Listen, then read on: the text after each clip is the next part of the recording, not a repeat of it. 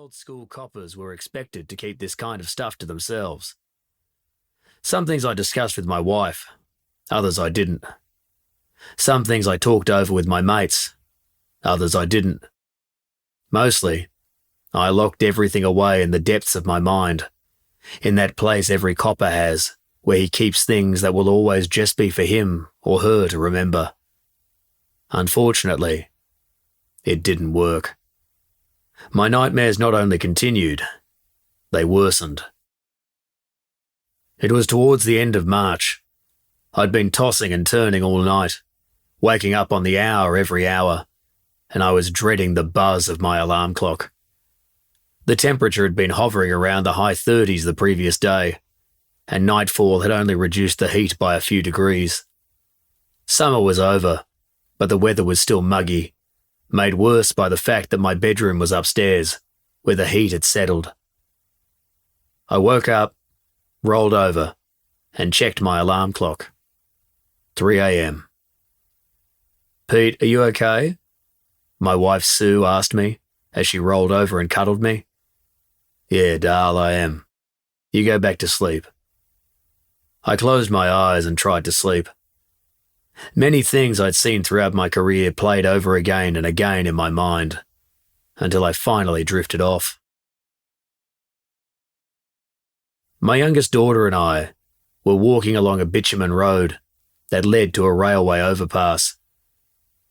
There were deep red bricks forming the walls on either side, and the trees below were thick like tangled vines. The night was dark, punctuated by a thick fog that was beginning to settle. It was eerily quiet, except for Taylor, who was being a bloody pain as she kept jumping up and walking along the top of the brick wall. "Look at me, Daddy." "Taylor, get down from there," I shouted. She did as she was told, but we'd only walk a few more meters before she was up there again. Several times she slipped and teetered on the edge, and I'd leap over and grab hold of her just before she went over the side.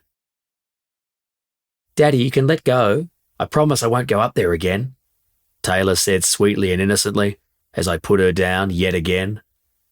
I let her go, and sure enough, she leapt straight back up again. "You see, Daddy, it's okay," she said. Just as the last word left her lips, she slipped and went over the edge. I lunged toward the wall and managed to grab her hand, holding on as tightly as I could as I watched her dangling beneath me. My hands were clammy and sweaty, and I struggled to hold on.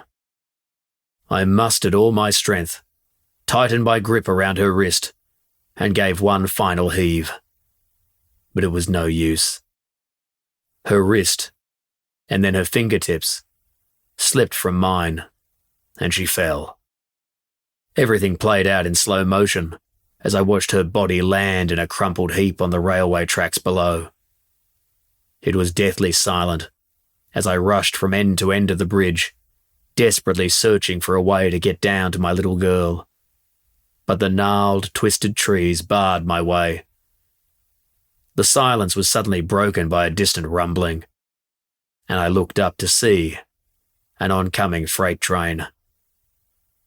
Taylor was laying prostrate on the tracks as the train hurtled towards her.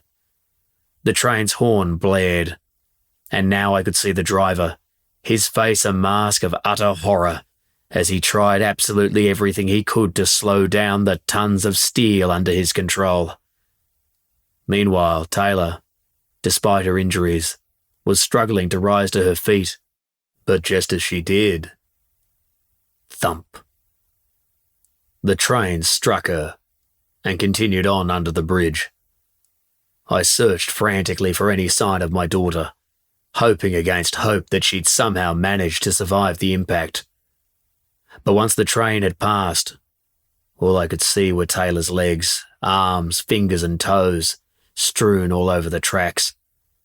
I screamed out in anguish, at which point I woke up. I sat upright in bed, feeling desperately guilty that I'd let my precious baby die. I was sweating profusely.